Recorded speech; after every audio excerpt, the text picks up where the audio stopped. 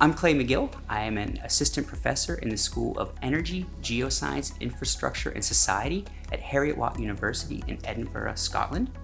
And I consider myself a geochemist. That means I use chemical tools and chemistry principles to understand Earth's systems in the past, present, and hopefully future. We've been exploring the origins of human-controlled fire in Europe over several hundred thousands of years. What we've found is that humans have actually been using fire for at least 250,000 years in Europe.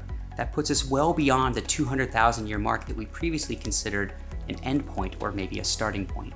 This is important because it fills a gap in our knowledge about how humans controlled fire and what it means to us. It also helps us start to understand more about where we came from and why things like cooking food are so important for our development.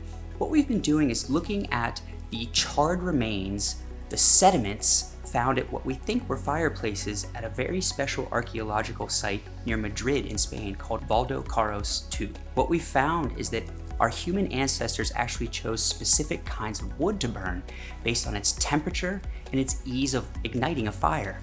Those same characteristics lend themselves to other activities, maybe in a lesser extent, like defending ourselves or heating ourselves.